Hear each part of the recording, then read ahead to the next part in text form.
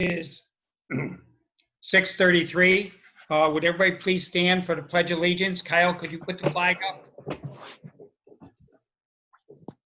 I pledge allegiance Just to the flag to of the United the States of flag America, of the United States States of of America, America, to the republic for which it stands, stands one nation, under under God, indivisible, liberty, and justice for all.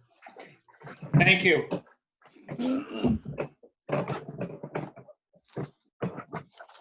Okay, I did not receive any public comment, written public comment request. So I'll move on. Approval of regular meeting on June 17th, 2020. Just raise your hand so I know who's making the motion. Dave Bitzel made the motion. Dave Bitzel made the motion. John Duke second. Discussion. All in favor, say aye. Aye. Oppose? Abstention? So carry 5-0. Management report. Chief, do you want to give us an update on the management report, please? Yes, Chair. Chief Psychowski speaking. So the budget for fiscal year 1920 has been closed, and we're still working on paying invoices and ordering supplies from that, and still closing that out. For the most part, is closed. Reviewing that, 3 accounts are currently in the red. One's the overtime account, one is the supernumerary account, and then repair and maintenance. I spoke to the finance director about that, and we're going to wait and see where the final numbers are, and then he's suggesting that that be cleaned up in our August meeting. We'll probably have to do a transfer into those 3 line items, and then just to clean that up. We have the money within our own budget to clean that up and just get that straightened out. The new budget is up and running. It's going to be a very lean budget. There's not a lot of room. As always, the 130 account, the overtime will be a concern. And that's an early broad forecast, but it generally is every year. The high school graduation was held last week. It was a great team effort by all the services in town. I think we did the best we can with what we were dealt with, and but overall it went very well. 1 officer is currently out on workman's comp. 1 officer is still out on long-term sick leave. We still have 1 admin position which remains unfilled. To get back to the budget, we missed our projected revenue for the 1920. We're shortened that line item by about $21,000, and that's mainly due, as I said in previous meetings, due to the lack of private duty administrative fees. Hopefully this year will be better, and we'll be in a better predicament for the future. But right now we didn't meet our totals for the revenue on the 1920. On the heels of that, pistol permits applications have increased dramatically. There's just been a surge of everything that's been occurring within our nation. There's been a surge of people applying for those permits. Obviously, that'll help bring some of that revenue in that we collect. Our new software project, that's in the works and continues to be a work in progress. That's a time frame of like September to hopefully go online and get our new system up and running. On the heels of that, we experienced a problem with a system that our detective bureau uses in interviewing candidates. It's basically at its end of life use. There was a major malfunction with it. It is not repairable.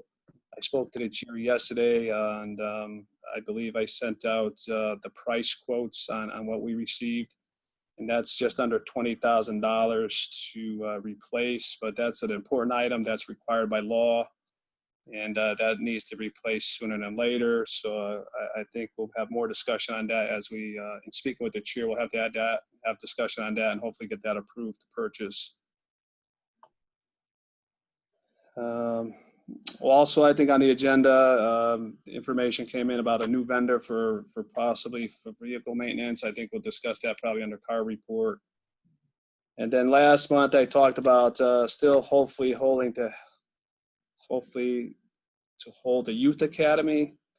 I assigned Inspector Denegris to that. He's been an integral part of that program. He reviewed it, and he reported to me yesterday or today, actually, he reported to me that it's probably not feasible at this time to do a youth academy. The students would just want to get the same experience as they would here, and there's a lot of logistics to work out into that. We're still hopeful to have a Citizens Academy in the fall time, and obviously that's depending on what happens with this COVID-19 still being prolonged throughout our nation. But we're still hopeful that maybe we could do something here for the community. I think that's all I have right now. I know there'll be other discussion on some of the other topics, and then I'll give those updates at that time. Any board members have any questions of the chief at this time? Yes, Dave. You're on mute, Dave. I know, I'm trying to unmute it. Okay. Chief, there was one thing in the minutes that I noticed that you were going to report on back this month. It was a review of the elevator certificate. Yes, I don't think that's been located. I think I discussed that with the custodians and stuff. I think they were going to try to locate that, and to my knowledge, that has not been located. So we'll have to research that further and hopefully get a new certificate. But that has not, for our intent purposes, it's not in the elevator. The elevator has been inspected. That has been confirmed. We has passed inspection, but we need that piece of paper to show otherwise. So, Think that's something we can get taken care of by next meeting? I'm hoping, yes. Okay. Yes. Okay, thank you.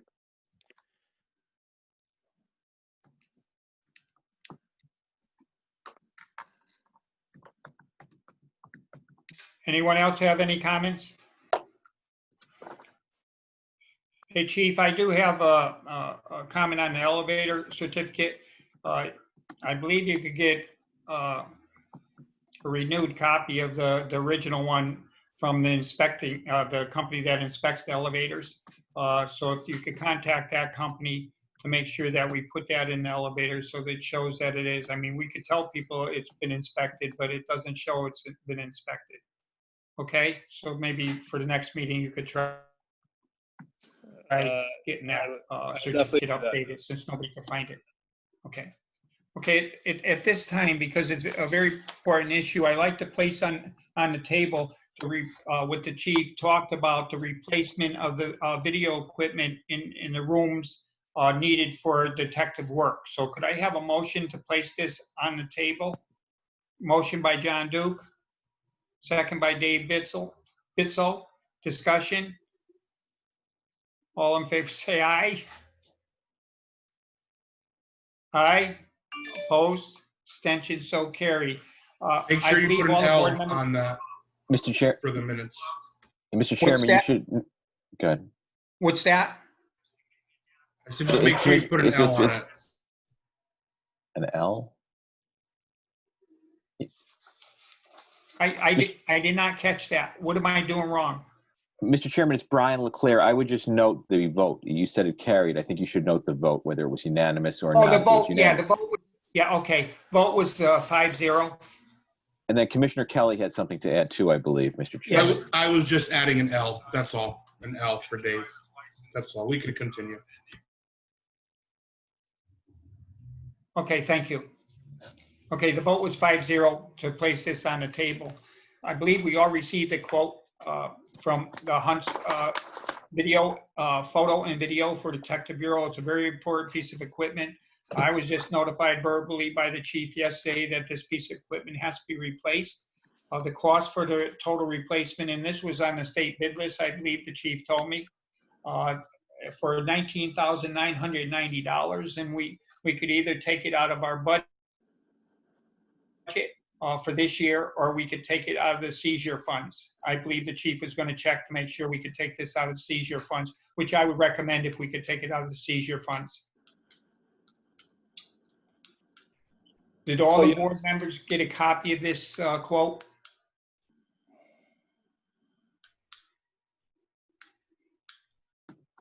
Hopefully we did. Any board members have any questions? Is this is Kyle, is this the same vendor that was used in the past, or is this a new company? So Chief, Chief Sakowski speaking. Yes, it's the same vendor that has supplied our last one. Our last one, I was informed, that I think it was 2013 or 2012 or 13 from what the Detective Matasovich told me. And obviously this just happened within the last week. They tried fixing it. It was all evaluated. There was hope that we would be able to maybe repair it. But I've been informed it's beyond repair, end of life, and needs to be replaced. It was the same vendor that did the last one. And I've been informed, as the chair said, that it is off the state bid price. That's what Detective Matasovich passed on to me. In reviewing the budget, I originally said maybe we could do it from seizure. I think we might be able to cover this within budget. We do put money aside for computer replacements and software upgrades, et cetera. And this is kind of a combination between the two. I would probably split two accounts. I believe I'm able to do that. Take some out of one account, take some out of another, and do it in the budget, and not touch any seizure money at this time. But I think that would be my recommendation in reviewing it a little further from yesterday. But whatever the board decides is best, then that's what we'll do. Okay, since the chief says that we do have money within our budget, we could do that. To transfer it is a piece of needed equipment. So could I have a motion to approve the $19,990 to Hunts to replace this equipment and come out of our town budget, which the chief says he would take out of our budget? Just raise your hand if you're going to make. Yes, Kyle. I'll make the Kyle motion, but I do have something for discussion. Okay, Kyle made the motion. Do I have a second? Second by John Duke. Okay, Kyle, for discussion. Chief, do you know if this, I know you said it's Hunts, which is the current system that the department's on right now. Obviously, we're switching to next gen. Do you know if everything will be interchangeable? Okay, so Chief Sakowski speaking. That's not the same Hunt. It's a different company, similar name, different company, different vendor. It's not what you were thinking with the other project. So. Okay, just a question, and thank you. Is there any other comments? Yes, Dave. I would just like to add that as far as the chief said, he could take a little bit out of one account, a little bit out of the other account. I would say let him do what he thinks is the best way to do it, and take from whatever accounts that he deems appropriate. Okay, that sounds fair. Is there any other comments? Okay, all in favor, just raise your hand so I could see. Okay, all in favor, 5-0, opposed, 0, abstention, 0. 5-0 was the vote. Thank you very much. Thank you, everyone. Okay, commissioners' comments. Okay, I'll start with Kyle. I don't have anything at this time. Thank you. Okay, Dave. I'm good for right now. Thank you. Okay, Tom. I'm all set also. Oh, wow, what a wonderful thing this is. John. I have nothing at this time. Oh, this is wonderful. Thank you, man. And ladies. Okay, oh no, ladies, okay.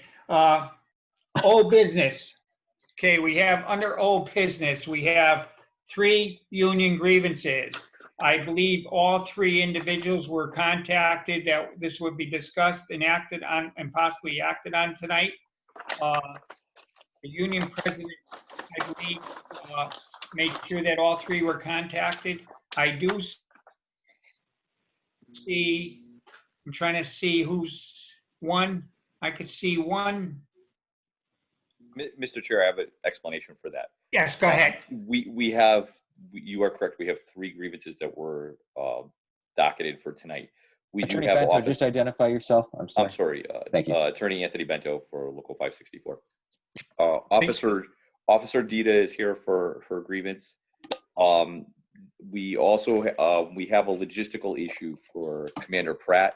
Initially, when I requested information, we didn't think we received it, but I just told the union president I searched my spam box before this meeting, and we did receive the information. However, Commander Pratt is also unavailable tonight, so we'd ask for an extension to the next meeting to handle that case. He was unable to be here. And Officer Mera is not on the call, but he was comfortable with having the union handle it in his absence. So we would be prepared to do 2 of the grievances and ask for an extension on one of them. Okay, this is the chairman, Bob. Attorney Vento, which ones do you want an extension for? Just one of them. That would be Commander Pratt's grievance. Pratt, okay. And the other 2, Mara and trying to look. And Dita are. And Dita.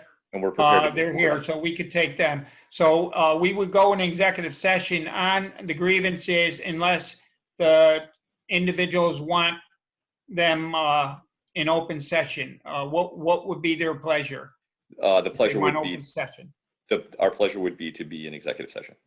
Okay, so could I have a motion to discuss grievance number 2005, Christopher Mera and Officer, wait, let me get that number. And grievance number 2003, I believe. That is correct. 2003. Officer Dita, could I have a motion to go in executive session to discuss those 2 grievances? Is that correct, Brian? Who are we Chairman. inviting? Thank you. We got it. We're all right. Is that correct, Brian? We could. Commissioner Carroll is absolutely correct. You need to specify who's going into executive session. Yeah. Okay. It'll be the two officers that I mentioned. It'll be Attorney Proto. It'll be the Union President John Oskowski. It'll be and plus all the board members plus the Attorney Brian Leclerc. Attorney Proto? You mean Attorney Bento? Oh, Attorney Bento. Sorry. Attorney No Bento and Attorney Leclerc. Sorry. No, what's the same? All right, I'm going to be placing everybody Okay, except Kyle, those. you want to get that? All in favor? All in favor, say aye. Aye. Opposed? Abstention, so carried, 5-0. I'm going to be placing everybody that's not invited into executive session into the waiting room.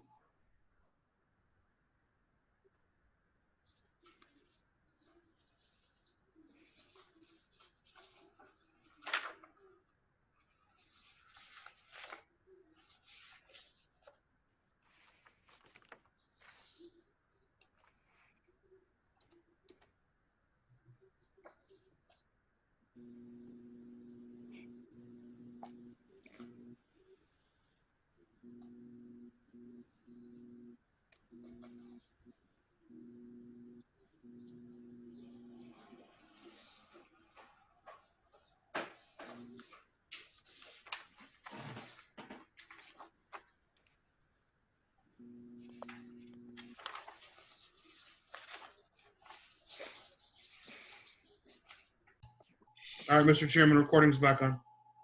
Okay, thank you very much. Could I have a motion to come out of executive session at 7:49? Motion by Dave Bitzel, second by John Duke. Discussion. All in favor, say aye. Aye. Opposed? Abstention, so carry 5-0, Caroline. Okay, the first grievance is Christopher Mara. What's the board's pleasure?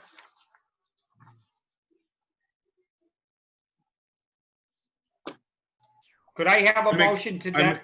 I make a motion to deny that grievance. Motion by Kyle to deny the grievance. Do I have a second? Second by Tom. Discussion.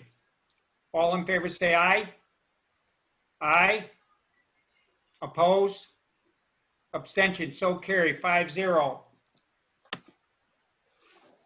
Grievance number 2030, Officer Dita. What's the board's pleasure?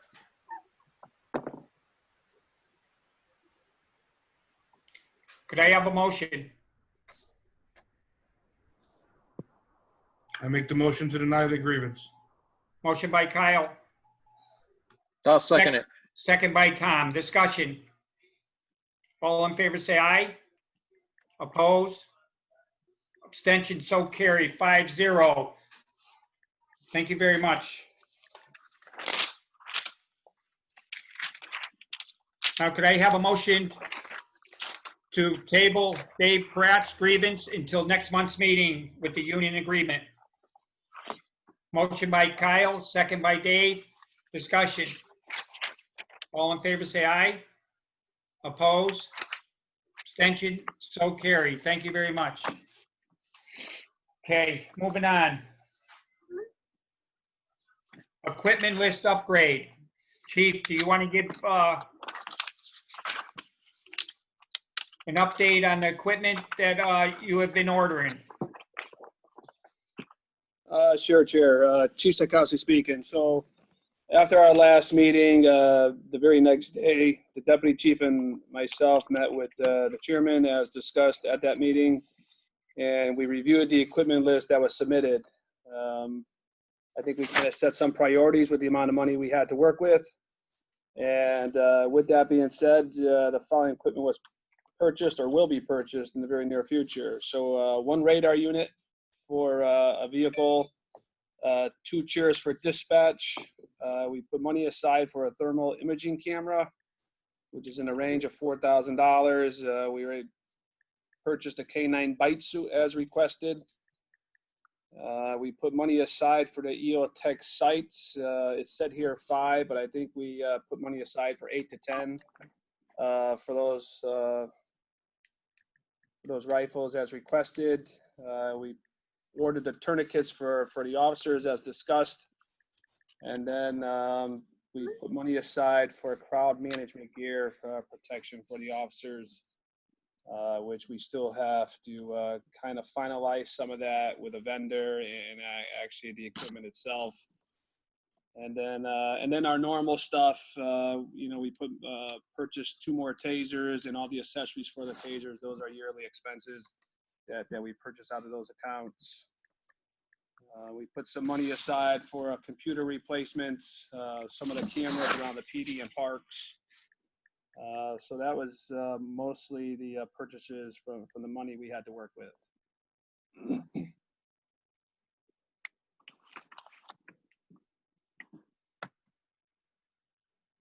Do the board members have any comments or questions concerning the equipment that is being ordered? This is a priority list that the union also basically brought up some of those items on that equipment list. So this is the equipment that we will be ordering. This is the money that was in the budget that was available to get this equipment. Okay, hearing no comments from any of the board members, the equipment will be ordered, or it is already been ordered. So we'll move on to the next one on the agenda is dashboard camera updates. Chief, give us an update on dashboard cameras. Sure, Chief Sakowski speaking again. So I tasked this assignment to Inspector Denigris to help us research and review dashboard cameras. He did that. He reported back to me today. Doing some research, new cameras for per vehicle are in the $5,000 to $6,000 range. However, he was able to get some information on potentially refurbished ones, which are like new and for nearly half the price. That'll be between $2,000 and $2,500. However, he stated there might be grants available, and he's still researching that end of it.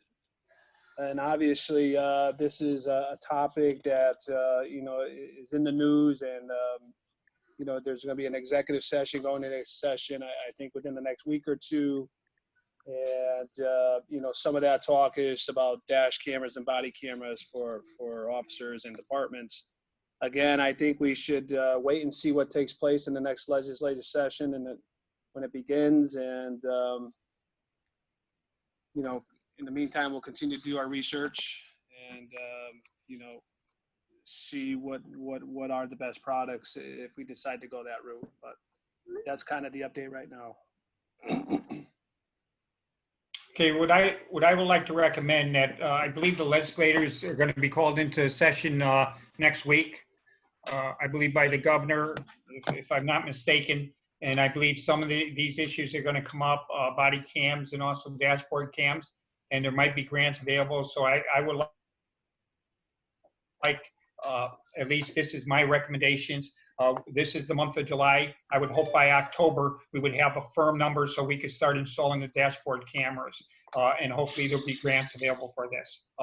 Does board members have any comments on this? Yes, Tom. I believe, is the union, I don't know if John Oskowski's there, is the union going to have an issue with change of working conditions with cameras?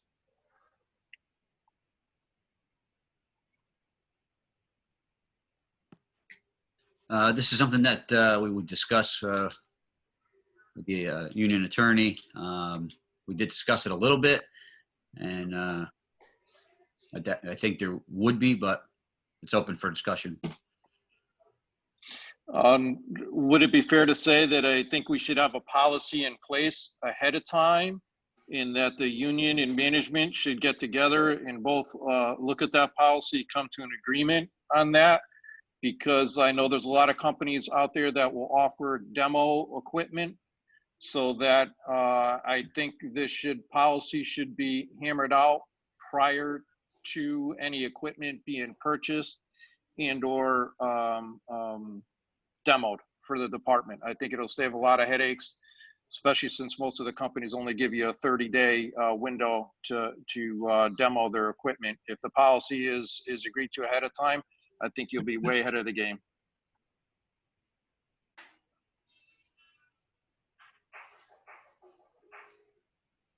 I agree, Tom. I believe I would like to see two commissioners and a union meet with this policy to check into the policy, how they feel about a policy with the dashboard cameras. Is that okay with the union? Yes. Okay.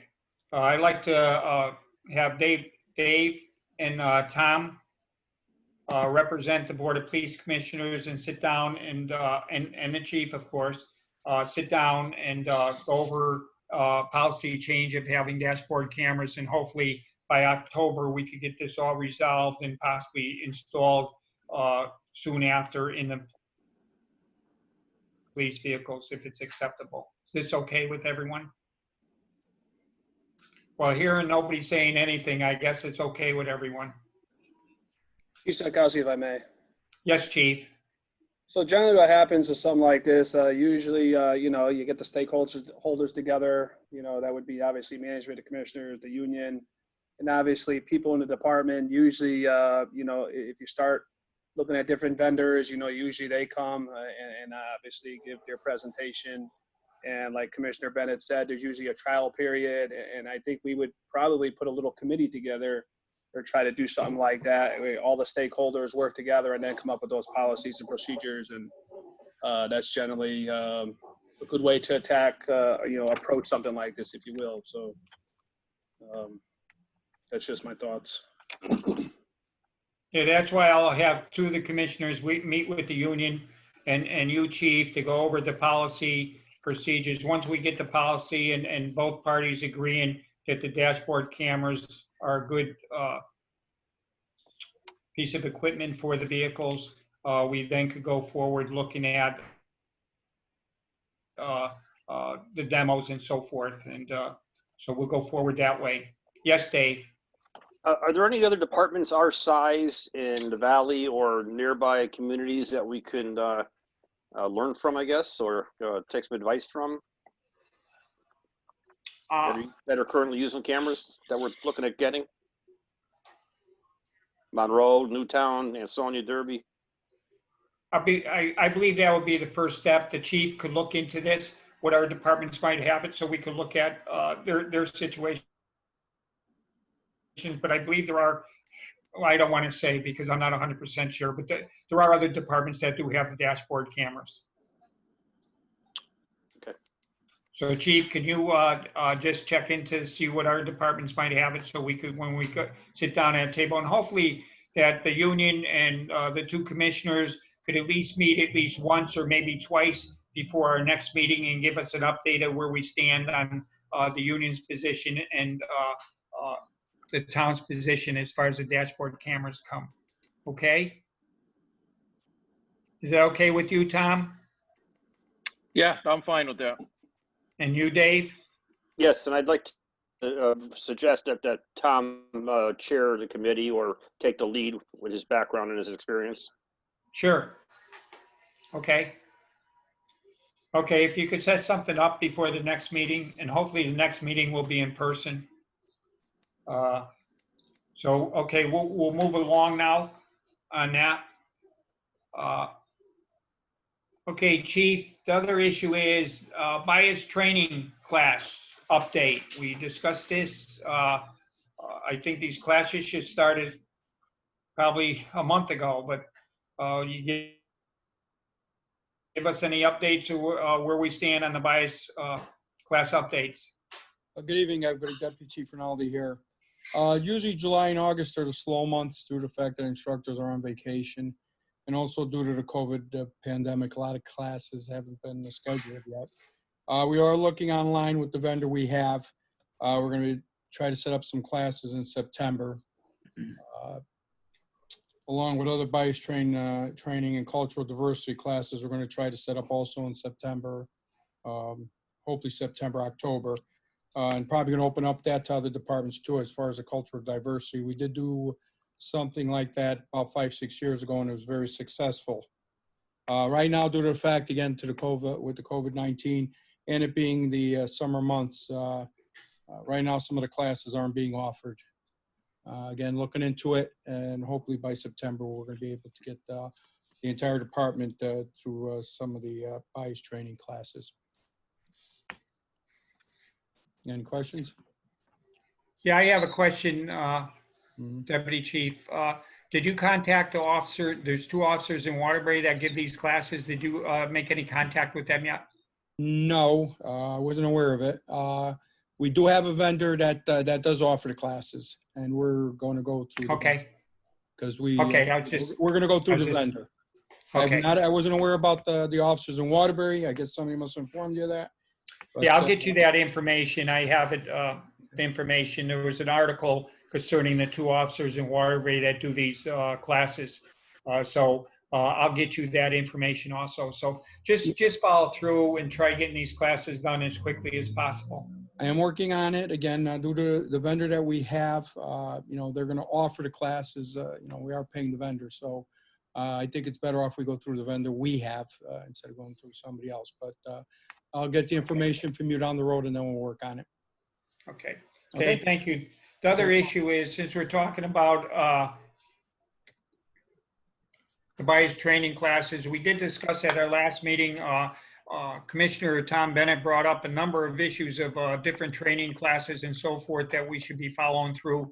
Have you, Chief, or the Deputy Chief follow through with any of these update on the classes? And I know because of the virus and everything that's going around, that it's very difficult to have classes in person at this time. Yes, we are working on it. From last month when the commissioner did ask, again, due to the fact that they're not offering a lot of classes, I've gone on the Academy website, and they're offering very few classes right now. So I'm aware of the classes, which classes we need to take, and give our officers, and down the road, hopefully everybody will be satisfied. Okay, thank you. Okay. Okay.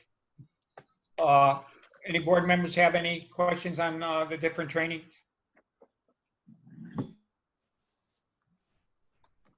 Okay, hearing none.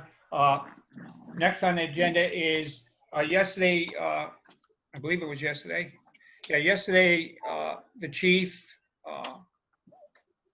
Commander Fabiano, and I interviewed candidates for SRO positions for this coming year and also for the community policing officer. We had 6 candidates apply for the positions. They were all excellent candidates. I believe any one of them could have been picked for it, but I believe we picked the individuals that we feel would best serve the town, especially one of them we talked about at our last meeting was the community policing officer. But the two SRO officers that we chose, and that depends on the school year, when it's going to start and so forth. So, Chief, do you want to give an update on the 2 that we chose for that and the one we chose for the community policing officer? Yes, Chair. Chief Psychowski speaking again. So as the chairman said, we held interviews yesterday. All candidates did a great job. Unfortunately, we only have so many positions to assign to them. But a unanimous choice and based on the interviews and you know how they responded to our questions. For the community police officer, Officer Michael Santinelli was picked for that position. And then for the school resource officers for the coming year, beginning in September or late August, whenever school begins, Officer Patrick Dempsey has been chosen to serve at the high school. And Officer Corey Tomasella, who is currently assigned or was currently assigned before the pandemic to the middle school, he will report back there in the fall. So those are the people who are chosen and assigned to those positions if and when they take place. The community, I'm not sure when the board is looking to start the community position. So if you want to discuss that tonight, or it's up to the board. So. Yeah, Chief, we do have just some concerns about, we want to start the community policing officer as soon as possible, but at this point, we have 2 officers that are out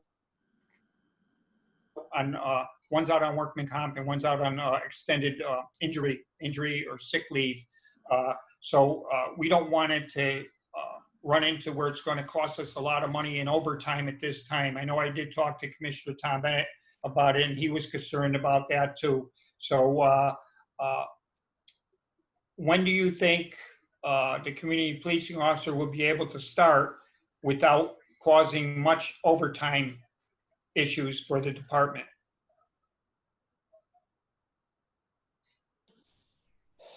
That's always a good question.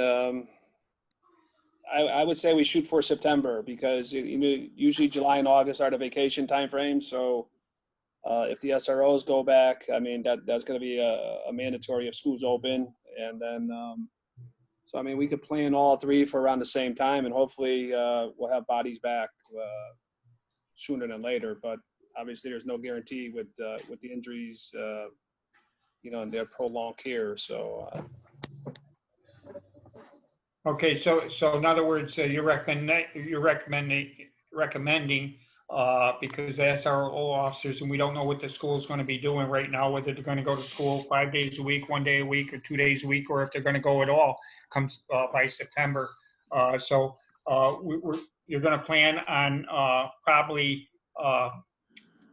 right after Labor Day to consider the community policing officer and 2 SRO officers. We could, I like to get through the vacation period, which is usually July and August. People are taking their vacations, and then, hopefully that'll slow down, and then we might be able to, that'll help us, I think, in instituting that community officer job. Okay, what I would like to recommend, Chief, if there's any classes to help Officer Mike Santinelli, who was appointed community policing officer, if there's any classes available before that time, before he starts, to help him get acquainted. He did an excellent job during the interview, knowing exactly what should be done. They all did, but he was very good. And I think he has a good handle on what he would like to see a community policing officer do. So that's why he was chosen. So if there's any classes available before he does start, please make sure that he goes to those classes. Will do. And I agree with what you just said about the interview. So Okay. Thank you. Board members have any comments or questions? Yes, Tom? Yes, Tom. Could the chief just give a brief description of the duties of the community police officer and some of the things that they're gonna be doing or expected to do?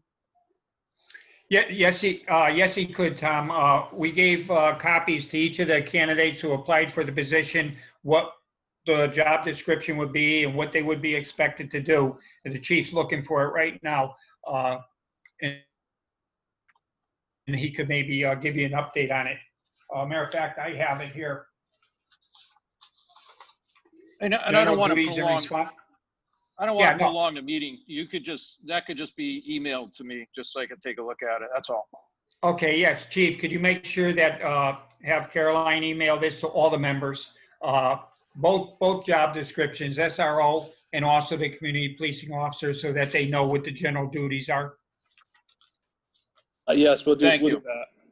But generally, the way it's set up is, you know, that obviously that's an important position for us.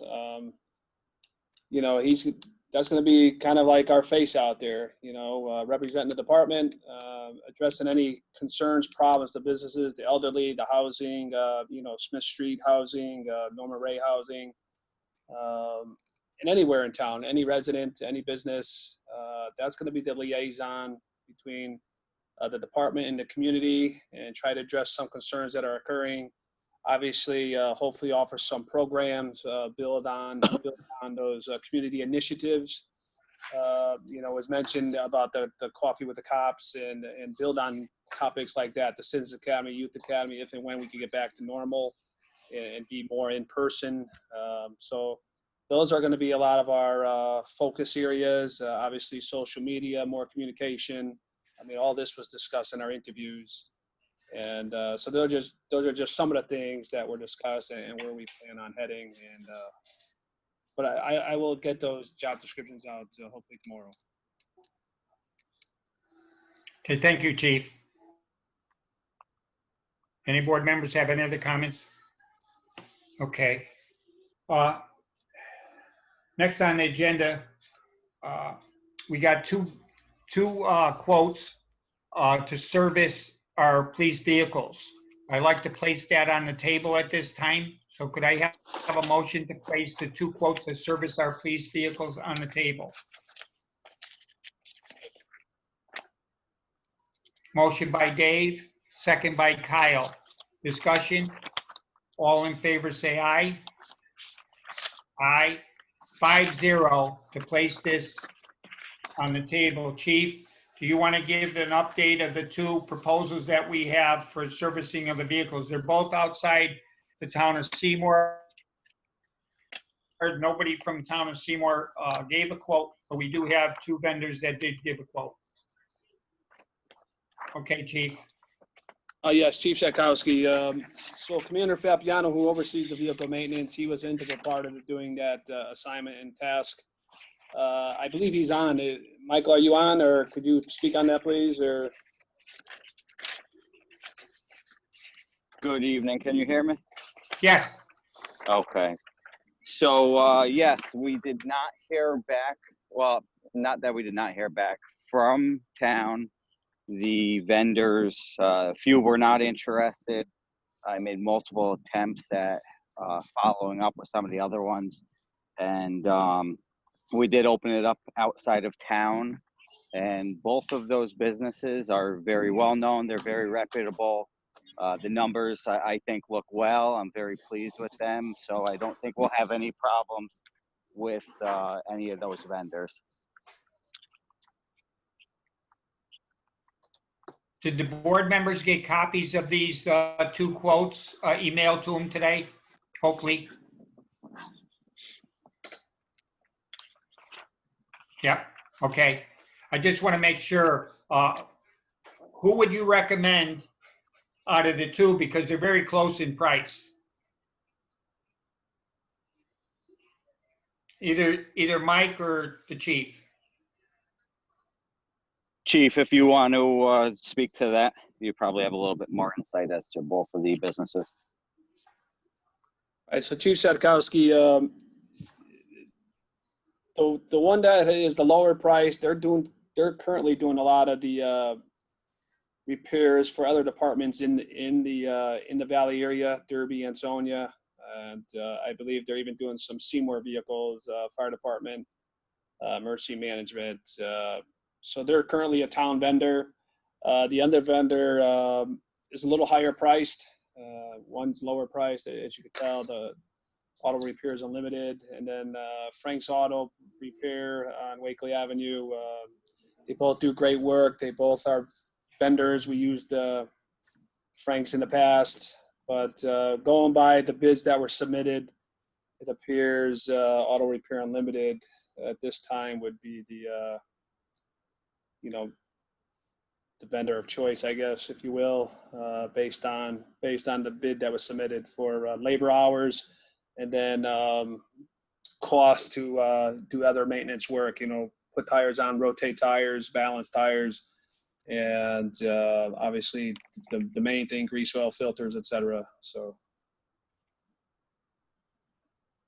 Chief, isn't it correct that this will not be a long-term contract? It would be basically an agreement that we will be sending our vehicles to that individual, and if we don't like what's going on, we could just stop it.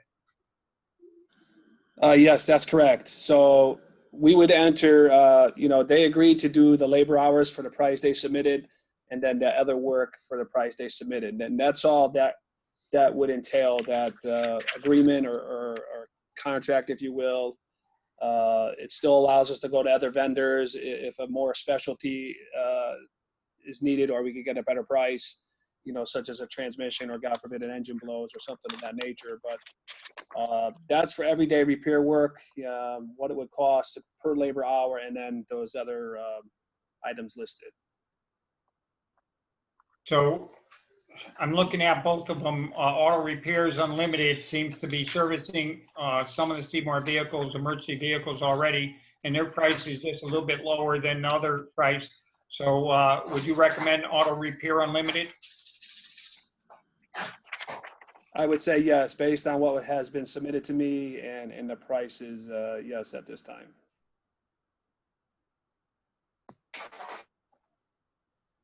So we would, I got to ask Brian Leclerc, Attorney Leclerc, on this here. Could we enter into not a contract, but what would they call that? That we would be servicing the vehicles there until we wanted to change it? You can just authorize the chief to do that, or we can authorize us to execute some type of a contract with them. If it is to be a flat fee, is there something, an on-call component? It depends on the pricing, how you want to structure that. Chief, how is the pricing going to be structured for this? Yes, Dave. Well, let the chief answer the question first. Commander Fabiano, you want to answer that, or because you went out and spoke to him, or? Yeah, so those numbers that they both provided were the main items that we were looking at for pricing. So they both submitted their numbers. Like the chief said, they're very close, and they basically, just as we go to our current vendor now, we would just choose which vendor we're going to go with for the time being. They both understood that it wasn't a contract for a certain period of time, and it sounded like they both were completely fine with that. So, and you could just have a motion to authorize Mr. Chairman, when you're prepared, you can entertain a motion authorizing the department to begin utilizing the services of that particular vendor for maintenance of the police vehicles for non-warranty work. Okay. I agree with Attorney Leclerc. I really don't want to enter into a contract. I think this proposal from Auto Repairs was very detailed. It really covers everything, and I'm comfortable with making that motion to move our business over to Auto Repairs Unlimited. based on the proposal that was submitted to us. Do I have a second? Second by John Duke. Discussion? I just have a comment. I just like to comment. I know we're moving forward with this, but for the life of me, I can't understand why the town can't do basic maintenance work, i.e. oil changes, tire rotations. I mean, I can understand stuff that comes up that's bigger than that, but at some point, I really think that we need to look at doing a lot of this small maintenance stuff in-house. That's all. Can I chime in now, Mr. Chair? I've been trying to get in there now for a little bit. What's that, Kyle? I'm sorry. Yeah, I've been trying to get in there now for a little bit. Can I ask a couple of questions? Or Sure. are we in the motion phase? No, here no, now? no, under discussion. Okay, so I have a couple of questions about both. Chief, you've been using Frank's now for a little bit. Sorry, well, they're both Frank's. The Frank's on Wakely Avenue. You've been using them for a number of jobs. And I only asked that because I've seen a couple of cruisers there because we use them to service our vehicles. Have you been using Auto Repairs Unlimited also? No, so Frank's has done some work for us because, you know, I believe your organization uses them, but when we had some issues with some vehicles and we wanted to get a second price, he gave us a second price and actually beat those prices by a substantial amount. So then that's why we went there and had the work done there, because there was a cost savings and a pretty significant cost savings to the town. So that's why he did some work for us. In the past, I think there were like 2 transmissions and those were significantly lower.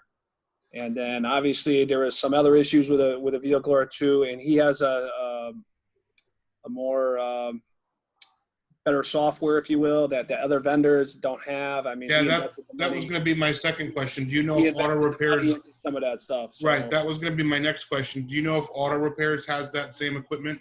Because a lot of this stuff, as far as like Ford, we're talking Ford, right? Right. Yep. They have to send out to a dealer to read some of this stuff, read some of the codes. Does Auto Repairs have that same equipment? I don't know what they have or don't have. I'm not sure on that. Okay. So that's why, you know, as we said, I think we're entering, as Attorney Leclerc has said, like kind of a MOU, a memorandum of understanding, but we still have the options to go to different places if we could get a better price or a specialty service, if you will. So.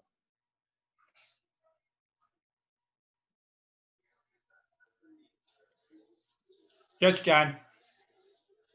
You're on Just mute. really quick, it's not 100% related to this, but are we under contract with Gabby's, or why do we use them exclusively for auto body work and not submit, you know, pricing from other people?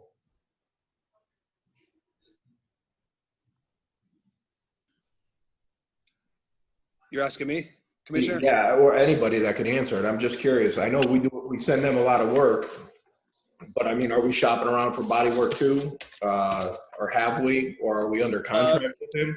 No, there is no contract. Again, that was just the vendor, kind of similar to you know, the other one we currently deal with, right? So we used to do all that. There wasn't much difference in pricing, and actually some were always higher. And then obviously the quality of work. We found that the quality of work, we've had great success with that. So we kind of just stuck with that vendor, if you will, instead of you know, wasting, I don't want to say wasting, but using more time and stuff for, you know, potentially saving if there is even a savings. So that was just a vendor that we feel comfortable doing business with, the quality of work, and we never had a problem with that. So other vendors we have, and then, like I said, other vendors have come in pretty much 95% of the time more than what that vendor is. So that's just what we have done. So.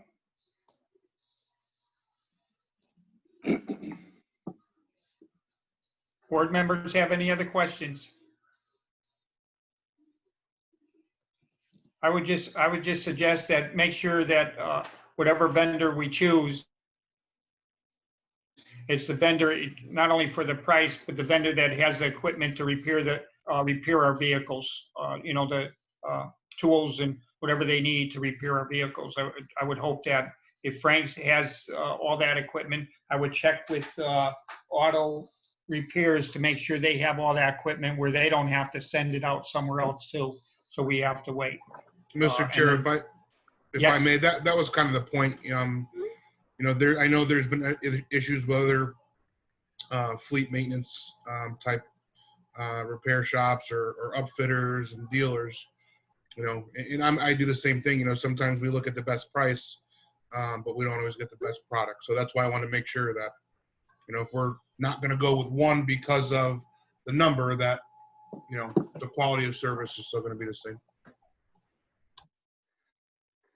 So I would recommend that Chief, you or Mike, who's in charge of this here, check with both vendors to make sure that they do have the proper equipment to service the vehicles for what we need the services for, and whichever one does have that equipment to go with that vendor. Mr. Chair? Mr. Chair? Yes, Dave. There's a motion Yes, and a Dave. second on the, there's a motion and a second on the floor. Yes, I know it. I just want to go any further discussion on this motion and second on the floor. Do you want to keep that motion to go with auto repairs, or do you want the chief and the commander to check to make sure whatever vendor has the equipment? It's up to the board. If you want to keep this motion, then we'll just stay with this motion.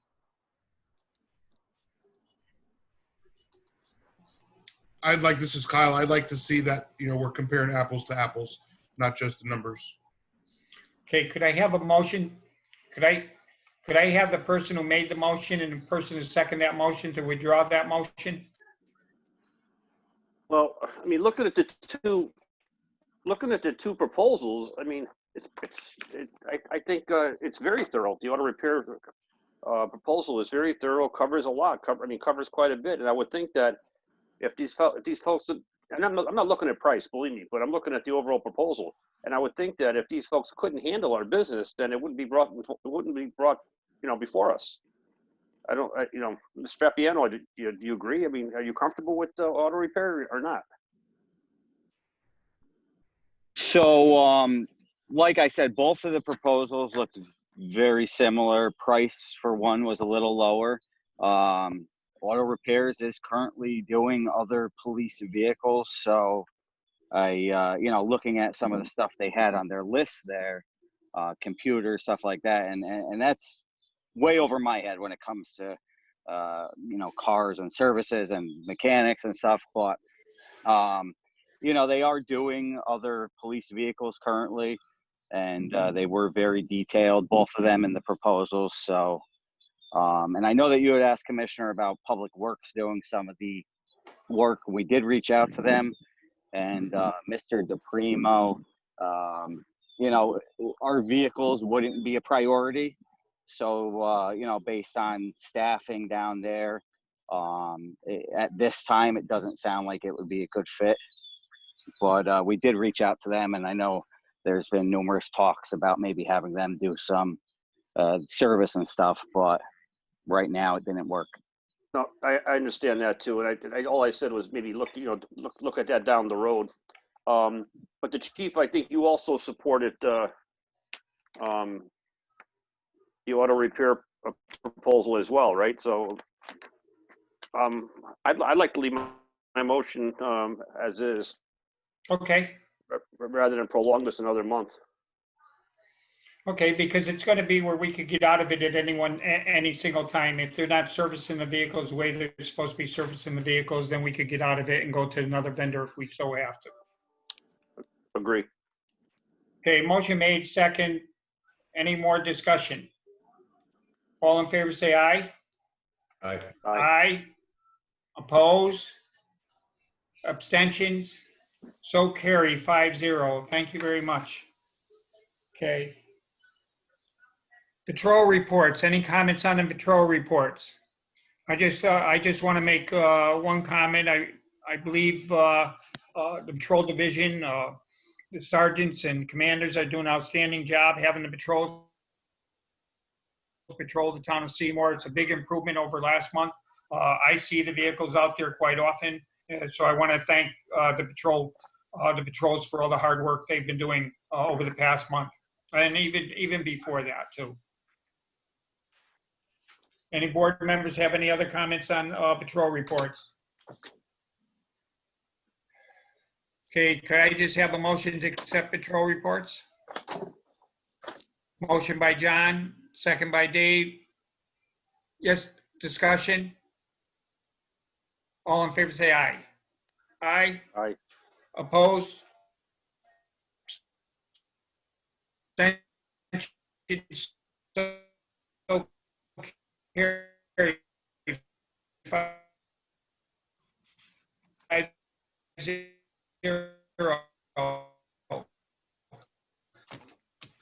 Moving on to detective.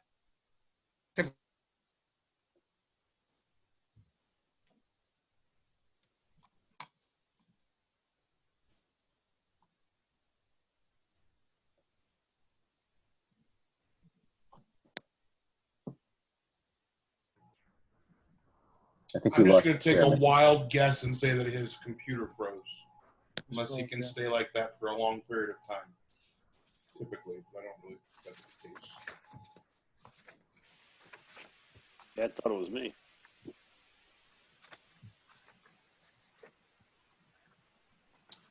Did you commissioners get the detective reports? And Caroline, did you get the vote on the last item, or was it? I didn't hear calling the announcement of the vote by the chairman. Did you get that, or was it frozen for you too? He did it. It was 5-0. You heard that? Okay, as long as we have it on the record. If we Thank can you. just hold for a minute, because I think we. Oh no, he's back. He's back. There he is. I did I'm not see the sorry, I lost connection. I did not see the detective report. It Unless came I out. missed it. It came out late. That I think just came- yesterday that- or today. Yeah, that was just emailed to us. Okay.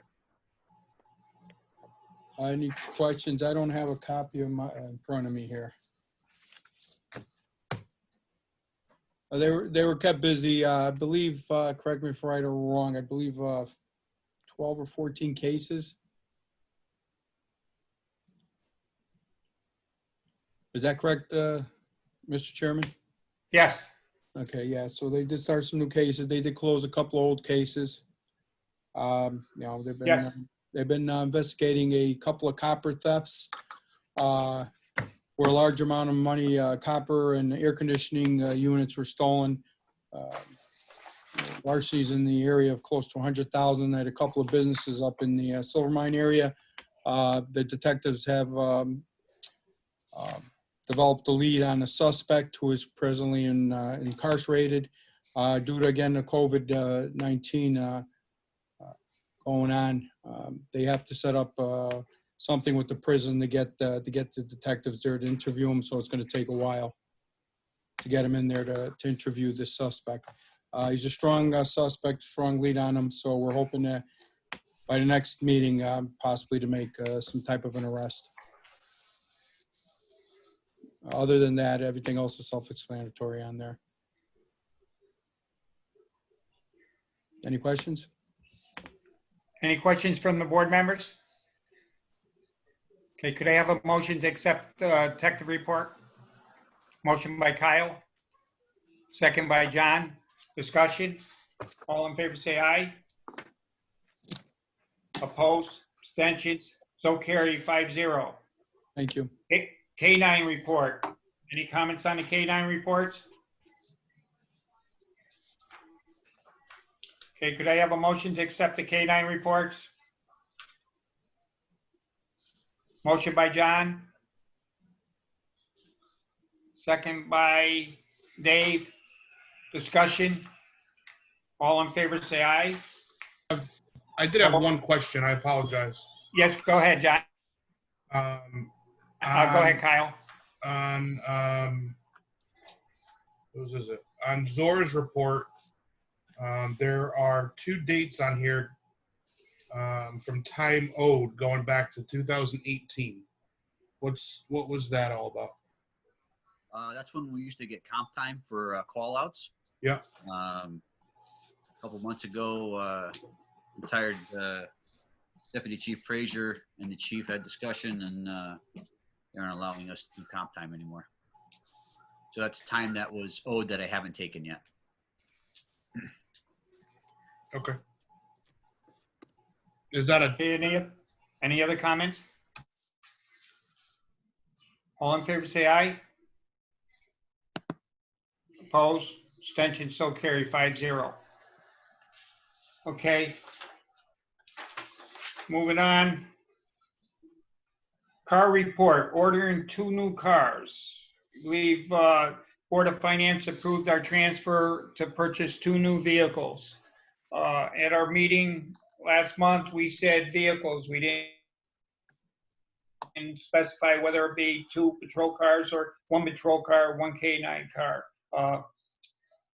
We did get a quote, which was given to us by the union president on a new K9 vehicle, which is a Chevy. It's a little less money than the Ford vehicle if we go to a K9 vehicle. Also, I believe the Chevy dealership will give us money to trade in our old K9 vehicle if we go to a K9 vehicle.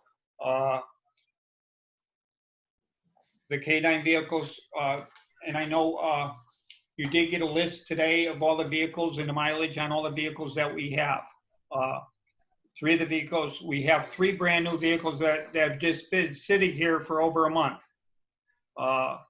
And one reason they've been sitting here and not being out on the road is because I believe, I've been told that they can't get the lights for them. So I believe we should go to a different vendor.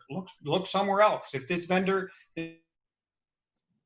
is not available to give us the lights and fix our vehicles to get them on the road. I mean, we tell the Board of Finance and the Board of Selectmen that we need new equipment. We get the new equipment and just sits there and it does nothing. So can somebody, Chief, can you explain to me why them 3 vehicles are not all set up now and on the road? Yeah, the best I can, yes. The vendor, we has ordered the equipment. The equipment has been ordered, and due to the COVID, just like everything else across the country, factories were shut down. He tells me some of the equipment is in, but not all of it. I just spoke to him late last week, and he said he's still waiting for some equipment. I told him I need the vehicles done, especially, when they come in, I need one done ASAP, and he's in agreement to that. But again, he's waiting for the equipment to come in, and he attributes it to obviously the COVID and factories being shut down, and and that's across the country. All supply chains have been affected in some way, shape, or form, no matter what the business is. So I'm working with them. I'm trying to get them done as soon as I can. I expressed your concerns, my concerns, the department's concerns, and I will continue to follow up with him again next week. But that's the best as I could describe. Waiting for equipment due to supply chains and the pandemic, and so. Have you checked into any other? Yeah, have you checked into any other vendors that might have this equipment that they could install for us? I have not, because that equipment has been purchased and we're just waiting for it to arrive. And then obviously when it comes in, then, we'll get it installed. There's not much more I could do at this point with these 3 vehicles, besides, try to get them done as soon as possible when the equipment comes in. What happened to the policy that we used to, when we get a new vehicle, we used to take the lights off of the vehicle that we're retiring and putting on the new vehicle? Is it that they don't fit? Yeah, so Ford changed the body style for the 2020s. That's what we have. They changed a lot of the body style and a lot of the equipment. Number one, existing equipment doesn't fit in the cages because of the roof designs and the changes in the vehicle itself. And then some of that equipment has already been transferred to probably once, twice, maybe even 3 times over the years. So a lot of it is just wear and tear and needs to be replacement, especially like the light bars and some of the other equipment. So that's kind of where we're at as far as replacing equipment. But a lot of it has to do with the body design, especially when you're talking the cages, the console, the console system that holds the radios and everything, all that's redesigned and you need new stuff. So. But Chief, it took us over a year to get these vehicles. I mean, couldn't all these lights have been ordered back then? And geez, I just don't understand it. 3 brand new vehicles just sitting in a garage somewhere in town, and we're not using them. It's just sad because the taxpayers gave us the money to purchase these vehicles and they're not being used. We all feel this, have the same concerns, and these are things beyond my control right now. And like I said, we're working with the vendor to get this, situation resolved as quick as possible with these 3 vehicles. So. Okay, thank you, Chief. Dave? Yeah, Mr. Chair, thank you. I know the coronavirus is here and everybody's dealing with this. And you're right, Chief, the supply chain's been affected in all aspects of businesses, including mine. But it seems like every year there's a delay in getting the cars outfitted. And this is my 5th year. And I pretty much hear the same thing every year. And I'm not blaming you. I'm just blaming maybe our vendor. Or maybe, like the chair said, we're not ordering the lights soon enough. But it seems every year there's a delay in getting these cars outfitted and on the road. And maybe we should look at another vendor for the next couple of cars that we got coming in.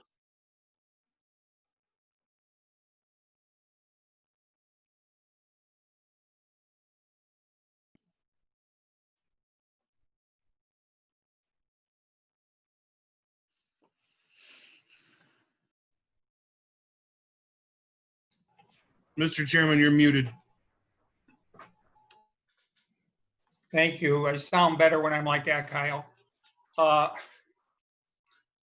The 2 new vehicles that we have ordered are 2 Fords.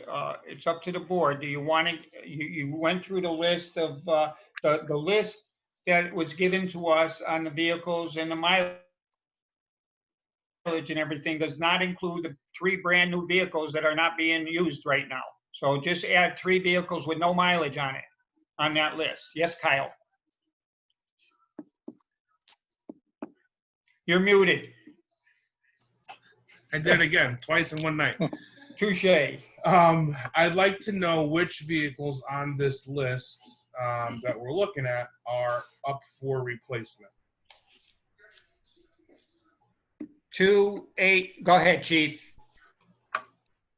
Yeah, so thank you once again, Chief Satkowski. So obviously, we always try to have a schedule and a plan to replace vehicles, barring any unforeseen circumstances, or any major repairs that need to be done.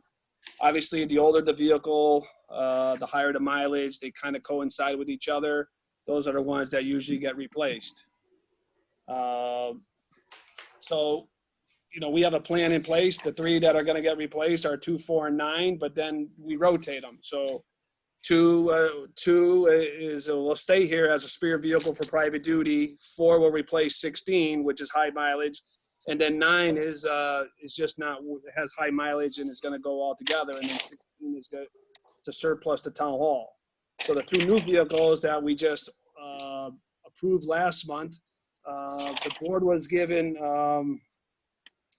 the quotes from the vendors, and that was what's submitted to the Board of Finance. So in my opinion, I think you did approve those 2 vehicles and those 2 vehicles to be ordered. It wasn't until the next day that the chair arrived in my office and we went over the equipment list that he gave me all the stuff for the Chevy. And we had discussions on that day, and it was agreed upon that we would move forward with the 2 vehicles that the board voted on the previous night. And the chair. Let me pause you for a minute. That's more than I wanted for right this second. But so the 3 cruisers that are currently purchased and waiting to be upfitted will be replacing 2, 4, and 9, correct? 2, 4, and 9 on the front lines, and then the shuffle game starts. So then the previous board, there was discussion about keeping a car for private duty. So we were going to keep the old car 2 for private duty. But now, obviously, with a community officer, we're going to need a car for the community officer, which shouldn't be a problem. And then car 4 was going to replace 16, and then 16 is going to go to town hall, like it normally does, goes to surplus, and then town hall, they replace some of their vehicles or whatever. All right, let me ask a question. And What about car 8? And then the 2 new vehicles, well, that's where the new vehicles come in. So the 2 that we're going to order, and who knows when those are going to come in. Car 8 is scheduled to be replaced. That's a 2012. It's got like 88, almost 90,000. By the time that is replaced, it'll probably have over 100. And that was what that Expedition was going to replace. And then obviously the Ford Interceptor was going to replace probably car 3, which will have higher mileage. And then that car 3 will replace that old car 2, that's the spare. And that's how that rotation would work. Now that's barring any unforeseen circumstances, an accident, So- a car, or Yep. whatever. There's always a lot of moving, hold on. shifting of vehicles when we do this stuff. Okay, so my last 13 years there. So last month when we approved you to go to make the transfer for that, I forget what it was, 98,000, something along those lines, 98.5. 98.5, and that was based on the 2 vehicles and the upfitting of those vehicles, which was submitted to. That was based on what 2 vehicles? 2 Interceptors? Nope, 1 Interceptor, 1 Ford Expedition. Okay. To replace what we just said, 8, and probably car 3 next year, and then obviously car 3 would get handed down as replace one of the other vehicles, like we said. So. Okay, so Chief, you keep saying car 3. Car 3 only has 46,000 miles on it. Right now, yes. And you want to replace it? Not right now, no. By next year, it'll probably have close to 70, and then that'll replace a car with 100-something thousand miles. What 3 cars are you going to replace right now? Say it again. I missed it. 2, 4, and 9. 2, 4, and 9? Yep, they're already lettered and everything, yes. 2, 4, and 9. Yep. Okay. What about car 8? Car 8 seems to always be getting something done to it. Just look at this month's report. I think it was at the garage 4 times. Right. That's why that's getting replaced in the next rotation with an Expedition, which is 4-wheel drive. That's a 4-wheel drive vehicle, so we're replacing it with a 4-wheel drive. So we have them for the winter. That's what we have been doing, and that's what we try to do, keep the 4-wheel drives. So yes, that'll replace that Expedition will replace that car 8 if and when it's already been ordered and when it comes in. So.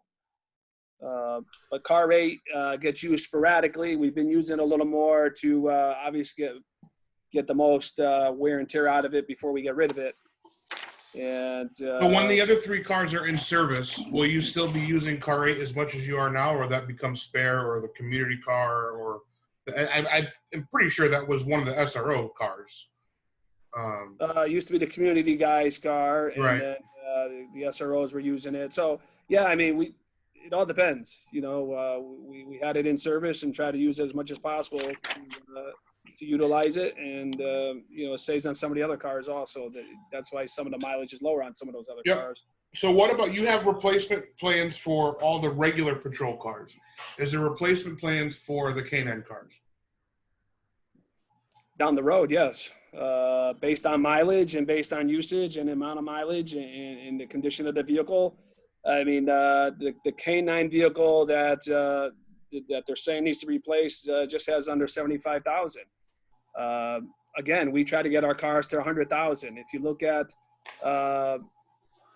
the vehicles, we never had new K9 cars until obviously Officer Oskowski got a large donation from a private citizen, and that's how he was able to purchase a new K9 vehicle probably 5 years ago. Other than that, they were always in patrol first and then handed down because of the nature of the job and the amount, of things that occur with the dogs, etc. That car 11 was handed down it was in patrol for 2 years. It got handed down with 35,000 miles and now it has just under 75,000. So that's about 13,000 miles in the last 3 years.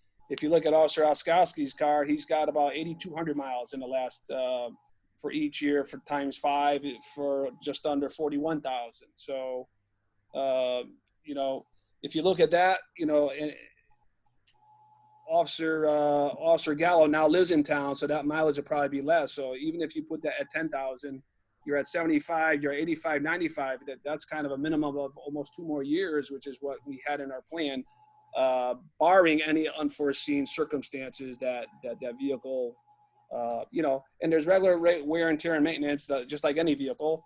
And in speaking with Commander Fabiano today, we discussed some of these issues. And you know, as right now, as he stated, there's really no major mechanical issues with that vehicle. So, you know, we're looking to get another year, if not 2, out of that vehicle before it's replaced with maybe, you know, currently maybe car 14 or car 15, which is what has been done in the past each and every time that a K-9 got a vehicle, besides Officer Oskowski's large contribution. Okay, thank you for that. Oskowski himself last month said they were going to look for grants and hopefully try to get some grant money to replace that vehicle. And now here we are this month discussing it. But, you know, and I told both of them, if you could go out and get a grant or a large donation again, then by all means, we'll be more than happy. But other than that, you know, that's kind of the rotation. That's kind of what we have done in the past. And Okay. it seems to be working. It's worked very well. All right, thank you for that. That's all the questions I have. Hey, Chief, I do have a question. What vehicles does Town Hall need? They all got their own vehicles. Even custodians got brand new vehicles. I have no idea. I know there's some departments. They spend more money on vehicles for the custodians than we're spending on police vehicles. You know, once the department gets rid of them, they go to surplus, and then it's up to, you know, any department could claim anything for surplus. Yes, So, absolutely. in the past, we just give them to Town Hall or ask Town Hall. And I know there's a few departments. I think the building department, the zoning department are looking for vehicles. So that's probably where something would happen there. You know, but again, that's not up to me. They just, you know, do you have vehicles? We say yes or no, or if anything goes to surplus. Car 9's coming off surplus, but you know, that's kind of on its, you know, needs some work. So they may or may not want that one once it's stripped. I'm not sure, but we leave that up to them. So what vehicle are you going to use for the community officer? we're not really sure yet. You know, we'll, you know, usually when they report, you know, the cars are usually assigned, or the officers pick their cars or assigned by the supervisors. And sometimes they just take a car. Sometimes, you know, in the past, mostly nobody was using 8, so you know, we would assign a car. So, you know, we'll try to review that and, you know, go from there in the future. I really don't know at this time. So we don't have that pink car anymore, do we? No, that was the car 8, which obviously we brought that. Yeah, no, I just can't picture Mike driving around with that pink car. That's all. No, that's black and white, and that was the pink car, the car 8. So yes. Okay, that car is no longer ours. We got rid of it. Car 8? No, car 8's now a black and white. We just took the pink off, but we still have that car. Okay. That's due for replacement in this next round of cars that were ordered. So whenever those come in, you know, that was the game plan. Okay, I just want to clear it up. At our last meeting, we voted, the only thing we voted on was to voted on the transfer to purchase 2 vehicles. We did not specify patrol vehicles. We did not specify K-9 vehicle. So that's why this is up at this meeting tonight, to have the board make that decision. The chief did say to me, or just asked me, he says, well, if that's what you want me to do, but I'm just the chairman. I'm just one vote on his board. So that's why I brought it in front of the board tonight to decide whether to purchase 1 vehicle, 1 patrol vehicle, 1 K-9 vehicle. We do have a quote for the K-9 vehicle, which is less than a patrol vehicle. Yes, Kyle? Can we ask Commander Fabiano what the maintenance history is like, and if we're pouring money into that vehicle? Sure, absolutely. Is he still here? I yes. am, Commissioner. Yep. So like the chief said, we talked today. I pulled the most recent, anytime anything needs to be done to the vehicles, the officers complete a form that just says, you know, sort of what issues they're having. I pulled the last 7 that I have for the vehicle, and a lot of them are just your normal wear and tear type things, tires. I know I spoke with Officer Gallo. He was having an issue with the backup camera. So we're going to get that looked into. But other than just normal wear and tear, tires, alignment, issues like that, there were no major mechanical issues that I saw. Okay, thank you. Any other board members? Yes. Mr. Tom. Chairman, Yes, Tom. Chief, you're saying you're rotating out vehicle 8 next year with the next 2 that you're ordering? Did I understand that correctly? Yes, the price that you reviewed last month for the Expedition, that would replace car 8. Yes, and if and when that comes in, we don't know the time frame of that, but that would replace, the Expedition would replace car 8. Yes. So what do you mean the Expedition? What Expedition? The one one that was you're- ordered. The one that was ordered. So there's Expeditions Last on month. order then. They're not the Interceptor utility, whatever they're calling it here? No, so last month, when I came to the board, I gave you the transfer paperwork, and with that transfer paperwork were prices on 2 vehicles, and that's what that transfer paperwork was based on. So the board approved a 98.5 for the transfers and the purchase of those 2 vehicles with the paperwork you reviewed and the upfitting of those vehicles. That same paperwork went to the Board of Finance, and they approved the same transfer and the same purchase of those 2 vehicles. And that's what we purchased. Looking to purchase, we placed that order. 1 Expedition and 1 Police Interceptor SUV Explorer. So, All right, I'm just looking at it here, and I'm looking at a 2015 versus a 2012, and why we wouldn't swap a 2015 for a 2012 and put a new canine vehicle in that canine spot. I don't know, maybe I'm looking at it wrong, but if you're having problems with that car 8, why wouldn't you just make the 2015 Expedition your car 8 for now and move a new vehicle into that spot? which Is 2015? that a Which patrol? 2015? Which 11 and 13 are the Well, it's- canine cars. The 11 I'm looking at got 74,000 Right. on it. So usually once they go to canine, they normally don't go back to patrol because sometimes there's cleanliness issues, smell issues, etc. So usually that's why number 1, you usually get a vehicle that's 2 to 3 years old, but before it goes to canine, and then when you usually run them into the ground and then they get replaced altogether because usually nobody wants to drive them after the canines had them. So.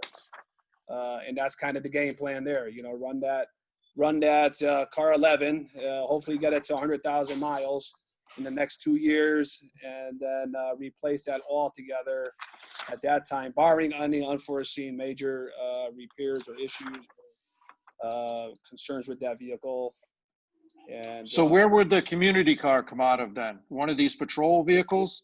well, yeah, I mean, what's ever left. We only have so many vehicles, and they would use one of those patrol vehicles.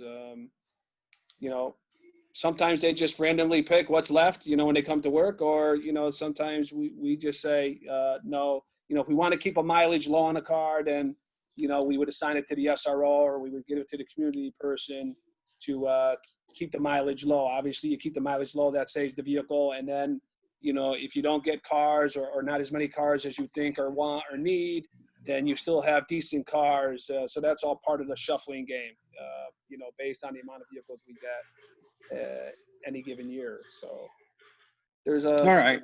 there's a lot of moving parts, and I get, this is very confusing, but I guess the part that I wouldn't want to be confused with is that frontline patrol people have excellent vehicles. I don't think the community policing officer is going to need a brand new 2020 utility vehicle to drive around in. I would think that they could make do with a spare, but I would like to see the patrol and the canine have good cars, brand new cars. And I think that's what happens most of the time, sir. So, Okay. you know, Yes, John? I got to just a little rundown here. So the K9 vehicle, that car number 11, has approximately 75,000 on it. It was turned into a K9 vehicle with about 36,000 on it. If you do the calculations, because the vehicle runs from the time the officer gets on shift to the time he's off, that vehicle has approximately 148,000 miles on it at this point. That equipment in that vehicle was transferred from a previous K9 handler's vehicle. So that cage and the hot pop are having issues at this point. The cage is falling apart. It's been through 3 different handlers. So that on that, the price for the 2021 pursuit rated Tahoe was $37,844 from Loman Blasius and Waterbury. The dealer has a fleet program which would cover tires and oil changes for $1,800, which that brings the price to about $39,644. The dealer would also entertain a trade on that vehicle. He said about $7,000, which would bring that cost down to about $32,644. We have reached out to several fundraising organizations. We were able to get a cage and a hot pop system. They're going to do the fundraising for that. So that's a savings of about $5,500. It's a shame that everybody from the chief to supervisors and patrolmen get a new vehicle, and we get treated like the redhead stepchild by getting a vehicle that's handing down all the time with 30,000 or 40,000 miles on it. We're the boots on the ground. I just hope that you guys can take a look at that. We have one person driving that vehicle. We take care of our vehicles probably better than the patrol vehicles are taken care of.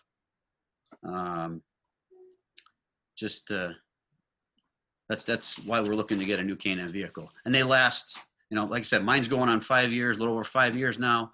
I have, like the chief said, about 40,000 on mine. And I take care of it. I wax it, I clean it. We take care of them, and I think we deserve a new vehicle, not just a hand-me-down like we usually get. That's all I got. Okay, thanks, John. Commissioner Duke? All right, just real quick, just going over the numbers here. And I know where you're coming from, Chief, with the 2 Fords that we discussed last month. But what I'm seeing here is if we go for the Chevy pursuit rated SUV, it would not only be less money, but then we're not paying to take an old vehicle out of service, strip it out, then re-outfit it with K9 equipment when we could do that all from scratch on a new vehicle. And then instead of trading them out every couple of years, this vehicle will probably last. John, how long you say you had yours? 5? Mine's going on 5 years right now. I got 40,000 on it. Both vehicles have had some issues. Again, on 11, that's been in for some major stuff with turbos, caliper issues, coil packs. So they need to look a little deeper into their maintenance to get the facts. Right. And I think too, Ford right now is not the best option as far as the turnaround time to get a vehicle, with their factory having been shut down because of the COVID, and they switched over to ventilators. So I don't even think their assembly line's up and running at this point, or if it is, it's just getting restarted. I see a cost savings here with a less expensive vehicle. I see a gain even with the small price we would pay for the service package. Then we don't have to worry about running around and who could outfit it. We could take it there for regular maintenance, tires. The donation will be in place for the upfit for the equipment.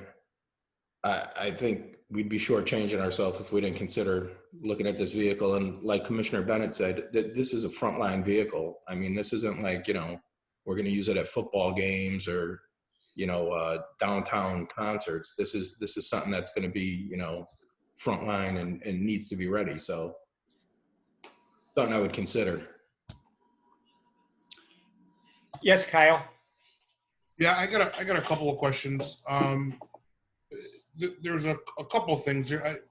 John, how many miles did you say are theoretically on this car? So 100 and what? approximately 148. The calculation is about, for every hour of runtime, steady runtime per hour, it's about 25 miles. So like I said, the vehicle, about 36,000 was turned into a K9 vehicle. And so if you do the calculations, it comes out to about 148,000 if you do the calculations out. And you also had some turbo problems with your car too, correct? Correct. Yep. Okay. My car, the fire chief's car, Yep. and 11. We all had issues, and I know. That's why I'm asking, because it was a thing. It was a thing with the turbos. It wasn't right. Yeah, we've had because it was right. Yeah. Everything. Yep. No, I get it. And this is now, this vehicle is on its second handler, right? Third. Well, The vehicle itself. I had it for a little bit of time before mine came in. Yep. With the officer, Sergeant Butler, and now Officer Gallo has So it. there's been 3 drivers in it. Correct. Right. All of which obviously was your vehicle, your take-home car. So you treat it a little bit different versus the cars that are parked behind the PD every day that have 3 or 4 different drivers a day in it. Yep. And, you know, that rotates, right? So they're not treated like you said, you take care of your car, you wax it, you know, it's kind of a different scenario. I don't disagree with the fact of you guys getting new cars. I disagree with the fact of that right now is the time. I think it should be part of the plan. And maybe the Chiefs plan can be reworked a little bit. So in the next year or so, we can work in another new K9 vehicle. I don't think right now is a time to go out and purchase a new K9 vehicle. If the town and the department was throwing money into this expedition on a regular basis for stuff other than wear and tear that is unpreventable and it's just a money pit, then that's a totally different story. I have an expedition that has 148,000 miles on it, right? And it runs, but I'm finally getting that replaced. And just like you're the boots on the ground, and so am I. And my car has 148,000 miles on it, and it's had probably 25 or 30 different drivers in it. But it still runs. Nonetheless, if you take care of these things. I don't disagree with the fact of getting a new vehicle when it's time. I don't think right now is the time. How many bids did you get for that expedition?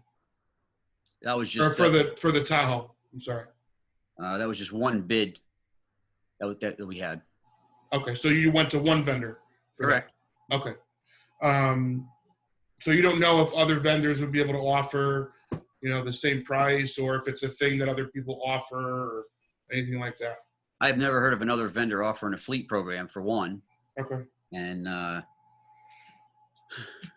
listen, for that price, you can buy 2 Chevys, and you're leaving the town tens of thousands of dollars. That's what you got to look at also. Then they buy 2 Chevys, but I don't think it's time to replace the K9 vehicle. It's got the high mileage. Why not, Kyle? It's got one of the highest car mileage on it. It's the frontline piece. You're getting a new vehicle. You got 148,000. You just got one. You're right. All right then. Like I said, it's got 140. That's not what it's about. Right. Right. And for the record, right? For the record, this is us having a discussion, and I'm speaking about my thoughts. Right. Okay. So my feeling is that when it's time to replace the K9 vehicle, based off of years or mileage, just like everything else is replaced on, because I will tell you that other officers have come and said the 3 cars that are being replaced is great, but there's 3 more that need to be replaced, right? And those 2 are the boots on the ground, right? That have more higher mileage and that have more than 1 driver. So that's my thought. I do like the idea of getting a new canine vehicle at some point in the future, and I think it should be worked into the rotation. And no, I the whole hand-me-down thing, maybe not. Maybe it's time that as things progress, when it's time to replace a car for the canine officer, then we replace the car with a brand new car, not a hand-me-down. That's all I have, Mr. Chairman. Kyle, if it was an issue, we wouldn't be driving car 8 as a frontline piece right now. And we have cars in the garage that have cages, actually. The car has no cage. We're driving it on the road. Okay.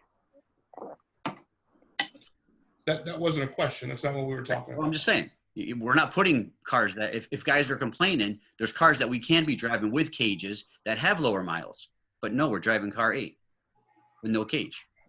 All cars are in service, if I may. Chief Sakowski, all cars are in service. Obviously, when you talk engine time, I mean, all our cars have engine time when they're at crime scenes, accidents, et cetera. So you can say that for every vehicle. Because Not as much as the canine. Of course you can.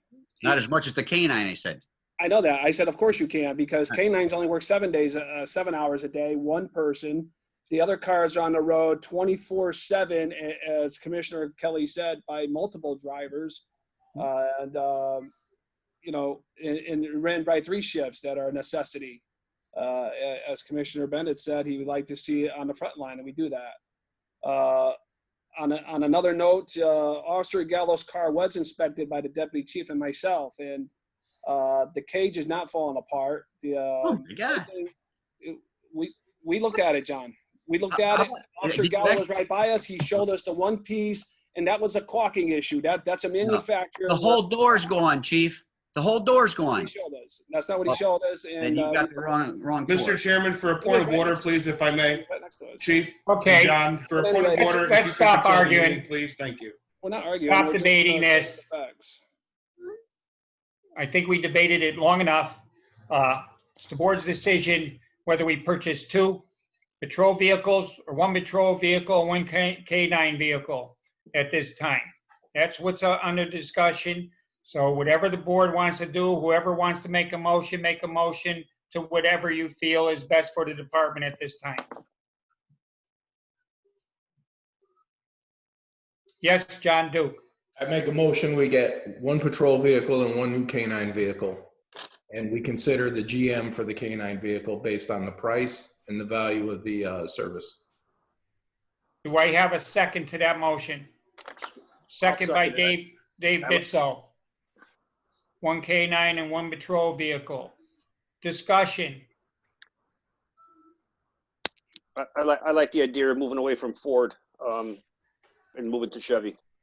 For the discussion, and Dave and John, you can agree with this. I'll tell you it's on blue in the face. I love having Tahoes, but non-prompted, I did get some information today from 3 other departments in our general area within 50 miles or so that were having problems with their Tahoes.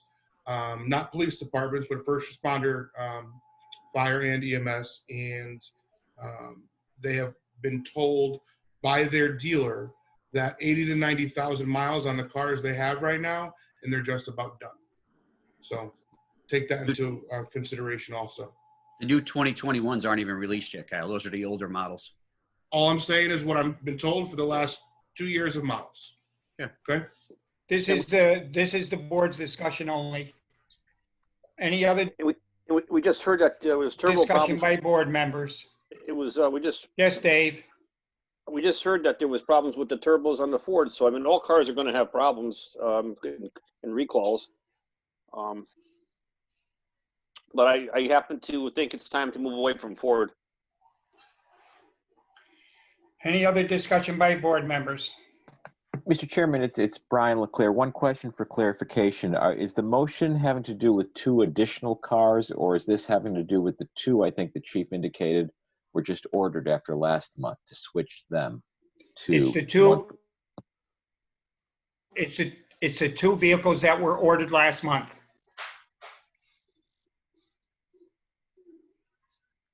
And you may want to discuss, I don't know the answer to this, whether it's possible to adjust the order to have one of them as, if they were ordered as Fords, I don't know, could you order one as a Chevy If that's Attorney the Leclerc, motion. the order's been placed, but there's no deposit made, there's no commitment. No deposit, no commitment, no contract. Chief Sakowski, I'm not sure on that, so I'd have to check with the vendor. I mean, I'll cancel the vehicle if that's what they want to do, but there might be a service charge for that because the vehicle's already been ordered. So I can't guarantee that. Chief, but how could it be how could you I'm even just think of putting a that out service there. charge? I'm just putting that out there, Commissioner. I don't know. I'm not saying there is, but there could be. You know, you're canceling. The an car's order. not even gonna come to us until next July. How could they even think of doing a service charge? I'm not sure. But anyway. I'm not okay. saying that there is, but there potentially could be based on prior dealings with, previous vehicles from the town. So. Well, I'm just going through life experience. When I purchase a vehicle, if I don't give them any money down and I change my mind the next day, that's the end of the deal. Okay, any other discussion by board members? Okay, I'm gonna go one by one. Commissioner Duke, how do you vote? I vote in favor of my motion to go with 1 and 1. 1 and 1. Dave Bitzel, 1 and 1. Kyle, I oppose. what's that, deny? Yep. Tom Bennett, I'm going to oppose it, just stick with the first order. and I'm going, I'm gonna vote 1 and 1. So the motion passes 3-2.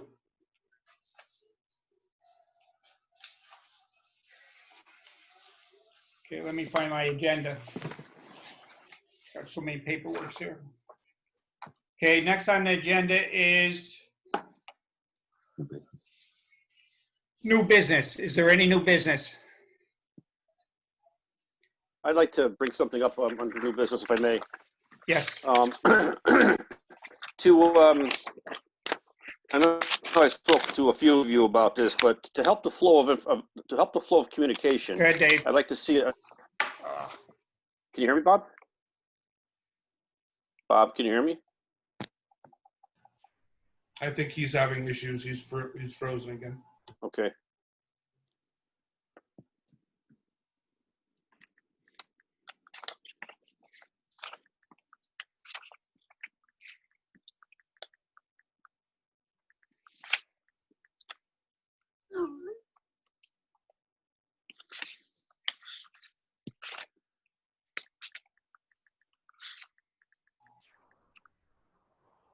I think he's back.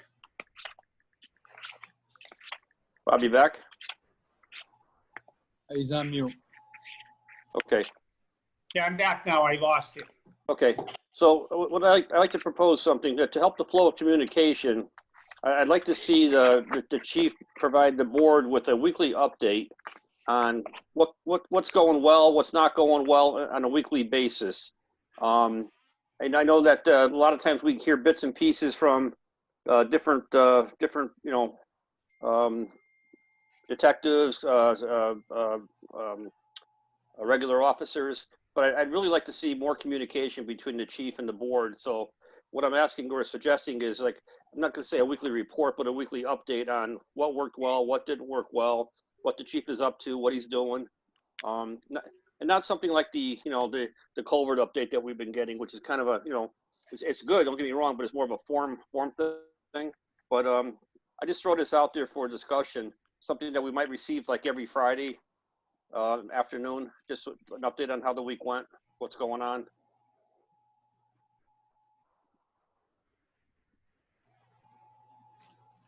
It seems like the whole month goes by before we talk about things or hear about things in some cases. I personally think it's a good idea so that we get firsthand knowledge of what's going on in the department over the past week. What do the other board members feel? Any comments? Yes, John, do. I think it's a good idea. I mean, it would be more beneficial to us to stay ahead of things or be on top of things than to, potentially find out the night of the meeting, if there's some things that need to be addressed. So I think it's a good idea. Okay. Any other board members have any comments on that? Yes, Tom. Mr. Chairman, I think good idea. I'd like to see some type of format for that, though. In other words, maybe some major incidents that took place during the week, any internal affairs investigations that might have been punched during the week, any major vehicle issues, stuff I think that's important to the board. If we formalized and came up with 6 or 7 different topics that could be addressed on a weekly basis, I think it'd make it a little easier for the chief, just so you'd have to respond to that and not have to, figure out what we're looking for. I agree with that, Tom. Any other comments? Chief Sadkowski, if I may. Yes, chief. Yeah, so any major incidences, I usually update the board, the chairman, and then mostly all of you through a text or email. And I think we made great improvements in those areas. I've always tried to do that. As far as what you're hearing, I'm not really sure what you're hearing, but at all times, and I've always had an open door policy, and anybody, so if you have something that you hear or not sure of, I mean, my door is always open. I always have my phone on me 24/7.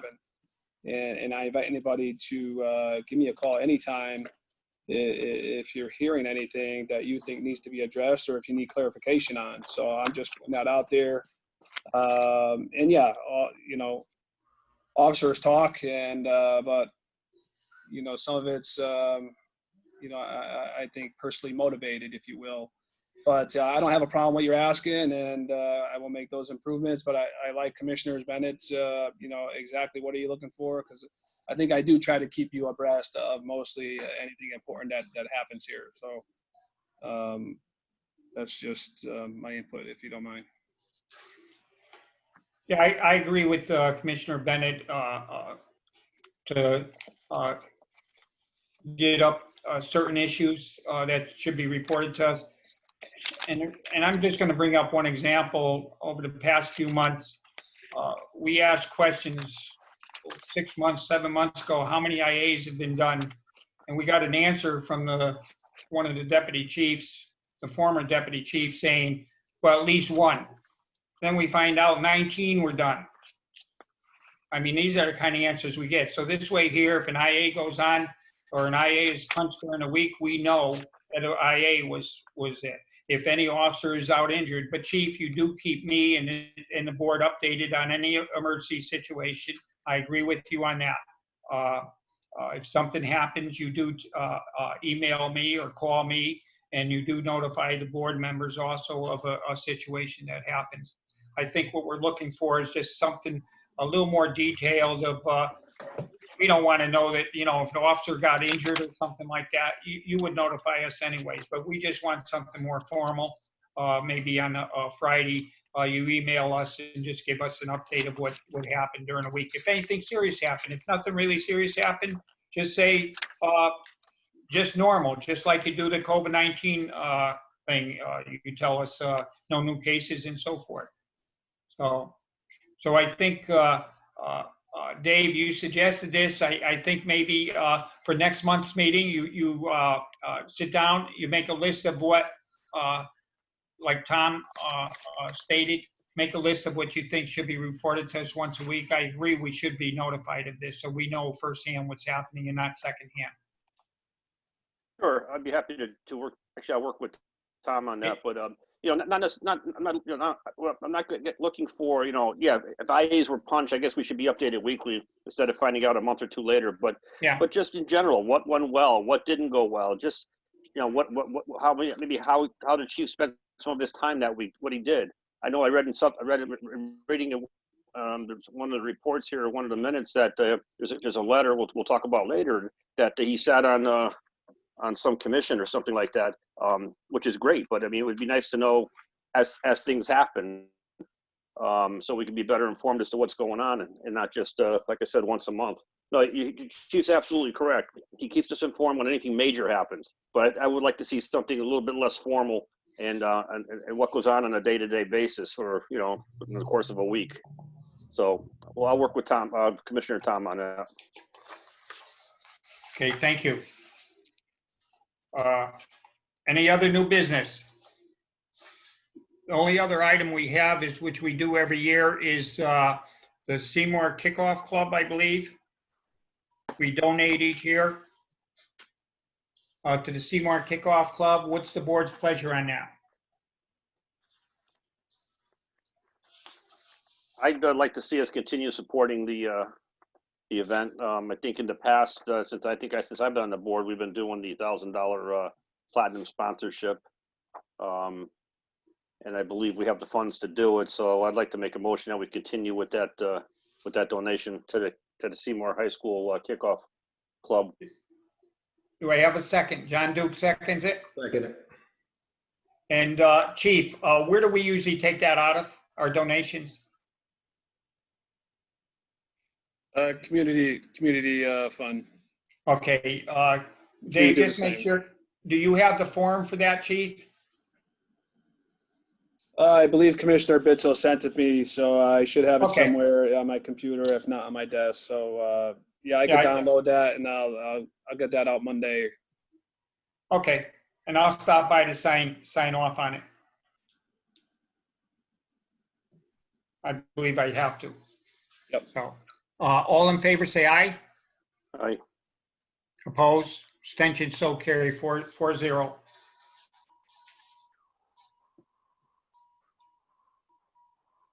Next, correspondence. We received a letter from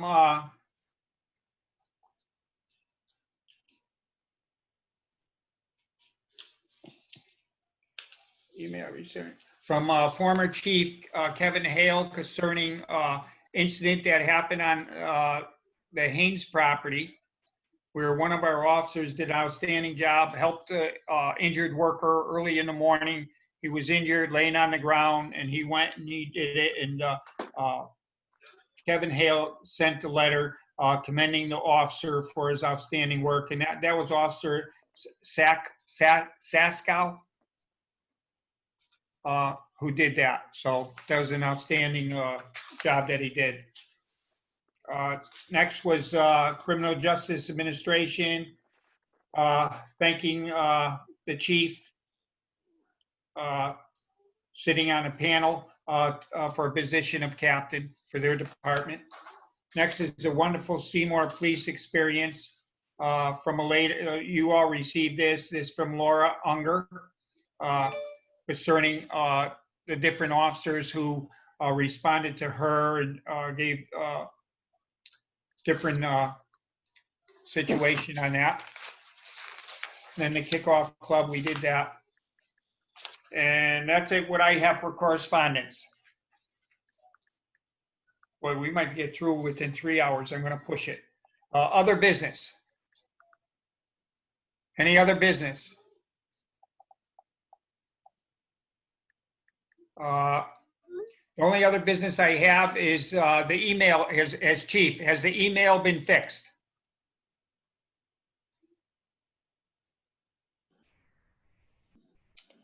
We're operating under the same system still, and as I explained previously, none of that will occur probably till fall time.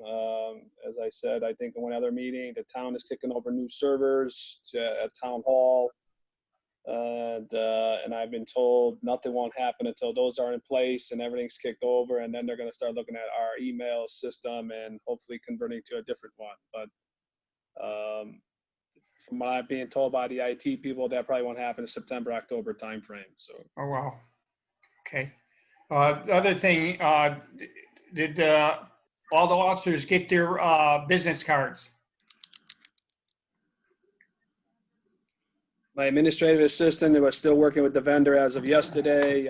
Most of them are made. I think they're around the officers packed, batch, and they sent over the sample copy, if you will. We made 1 or 2 adjustments, and I'm hoping those are done as we speak. But that's up to the vendor. So.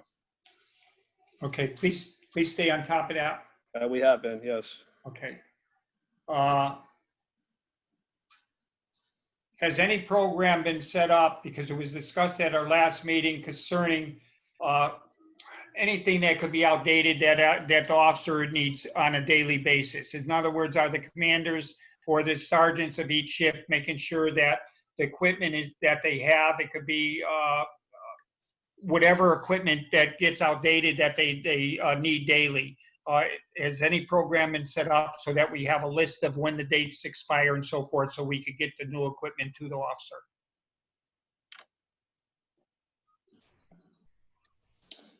The only thing that was discussed, obviously, was the, I think the, I don't want to, pepper spray, if you will. And I have containers up here that are in service, and I had a discussion with Deputy Chief, and you know, I think they said one was expired, but I have several up here that are good, and I'm not sure if those have been replaced or not, but that's the only thing. And then you talked about inspections. I think we had discussion that the commanders or whatever of the shifts will start inspecting the equipment, and but I don't think that has been finalized. So Okay, could you try to work on that to get that Absolutely. finalized, you Yep. or the Deputy Chief? Chairman, Deputy Chief Rinaldi, no, we Yes. haven't done that yet, but I'll take care of it. Okay, thank you. Also, the final thing, Chief, did you order all new locks for the lockers? With a master key in your office. That's what the duty manual says, that we provide all locks for all the lockers for all the officers. Did you order them yet? no, I did not. I know there was discussion that came up with one of the incidences, but we didn't do any of that. Like I said, everybody always had their own lockers, their own locks for the lockers, and we have never engaged in that before. So if that's something we wish to do, I know that's detailed in the duty manual, but that has never been done. So no, that has not been done. It's never been done. It hasn't been done. Well, Chief, the duty manual was approved in 2015. It says in the duty manual that the town will supply the lockers. The chief will have a master key in case he has to get into any of those lockers at any single time. So can you please follow through what the duty manual says? We don't need a motion on this because it's in the duty manual. Even though we didn't do it in the past, let's do it now.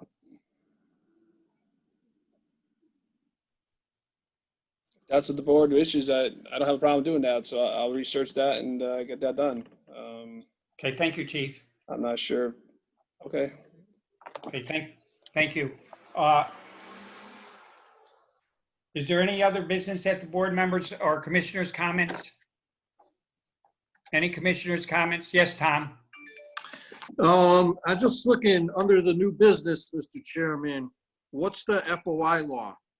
Oh, no, that was something I wanted to see if, because of the COVID virus, I was told that at this point we can't do it. What I would like to do is have somebody come down from FOI and go over all the FOI laws so that we're updated of what's going on. So that's what that was about. Okay. But this time, because of what's going on, nobody wants to meet in person yet. But as soon as I could get that arranged, so this way we know exactly on FOI laws. Very good. I just seen it on the agenda, that's all. Is there any other commissioners' comments? Yes, Kyle. I have a couple of questions. The new canine vehicle, where will that be assigned? Who will that be assigned to? That will be, I believe that will be assigned to, what's his name? Gallo. Officer Gallo, Officer Gallo. And what will happen with the current car that he drives? His current car? Yeah. Hopefully if they give us a trade-in value for it. Okay, I was told, and maybe Officer Oskowski could answer this, that it was going to be kept as a spare. That's up to you guys what you do with it. You want to trade? I'm just asking a question. I was told that you had suggested that it was kept for a spare. That's why I'm asking you. I never suggested that. Okay. Where are you getting that information from? I'm asking a question. I'm asking a question too. No, I'm not going to answer it. Oh, please, guys, we're almost done within 3 hours. Let's cut it. That's enough. Yep. We're Anyways, over Kyle, we're over 3 hours now. Yeah, my understanding, Kyle, is that we were going to trade it in, and I believe the dealerships, just off the record, said it's worth about $7,000. So we're going to make that decision when we get the vehicle. Yeah, no, that's what was brought up, and I had gotten other information also. But it's to me, it's just strange that that vehicle would be worth $7,000, or like someone said, maybe even more than $7,000 if it's in the condition that that people are saying that it's in. But and my other thing, I just need to note, we voted last month when the chief came to us with his numbers for the two vehicles that he was going to do, which the numbers he had were apparently for an Expedition and for an Explorer or a utility. And that was voted on for him to go to the town finance board and get the transfer and get it approved. And a day later, he was told by, I guess, Mr. Chairman, by you, not to make that order or to change that or to hold off on that. And I just want to put it on the record. I don't think that was appropriate. We voted on something to move forward with something. And if it's going to change, then we need to make that decision as a group, because we made the initial decision as a group. And I also don't think it's fair to have, someone, whoever it may be, come to a meeting and, bring some information and throw it at everybody. Now, we've talked about getting a new vehicle, and this is to you, John. We talked about it a couple of times, and I gave you some of my thoughts, but it was never discussed on the floor here in a meeting, and it was never discussed with the chief. And I think it's inappropriate to, go bouncing around to get points across. It happens a lot, and it's making things dysfunctional. And I personally am not about making things dysfunctional. I ran to be a police commissioner here to work with everybody. And I think, or at least I feel I have the best intentions, not just for the commission, but for the administration and for all the guys that work for the administration. I've known a lot of you guys for a very long time. We have a lot of good relationships. A lot of us are friends. But I think, there's a lot of agendas that people are trying to get out there, and I personally don't agree with it, and I don't appreciate it. So, when there's things to be talked about, I think they should be talked about as a group. And if it's a discussion that needs to be had as a group, we have the discussion as a group. And, we don't try to make backdoor deals. So that's my 2 cents. Thank you. Well, my 2 cents is I think you have a personal agenda as well. Wait. And hold on, Mr. Chairman, let me explain something, John. You don't have a seat on this board. I wasn't asking you a question. So hold on a second. I wasn't asking you a question. Okay. So when you are called upon, you can answer. If you want to talk about something offline, we can talk about something offline. Sure will. Mr. Chairman, I go back to you. Okay. Thank you, Kyle. Kyle, at our meeting last month, we did not we voted to transfer the money for 2 new vehicles. We did not state what those 2 vehicles were going to be. That's what the motion was. So I want you very clear. I didn't change nothing. No, I agree with that. I agree with that 100%. But if the money is different from the money that was transferred, then we have a problem. If the money's different, it's going to be less than what it is, which would be no problem. If it's more, then it would be a problem. But this is going to be less than what we requested for the transfer. So I don't do anything. I was asked to make that decision, and I said I'm not making that decision. I'm going to have the board make that decision, and we made that decision tonight. The board made that decision. I don't make decisions like that on my own as chairman. I'm just one member, one voter. I only run the meetings. That's my only power is running the meetings as a chairman. I would not override this board at any time. And I do advise each board member anytime anything comes up. So I just want that very clear. Any board members have any other comments or questions? Okay, here are no more comments or questions. Union business. John, you have any union business? The only thing is we're looking for an update from the private duty agreement, if the chief has reached out to Derby again to see if we're able to get that done. I think the chief answered that the chief of Derby, basically not until this coronavirus thing is over with, I believe, chief, why don't you answer it?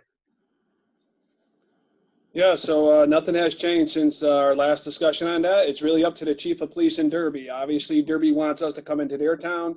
He said he would let us know when things settle down with the COVID, as described, as explained before to the board and to the union.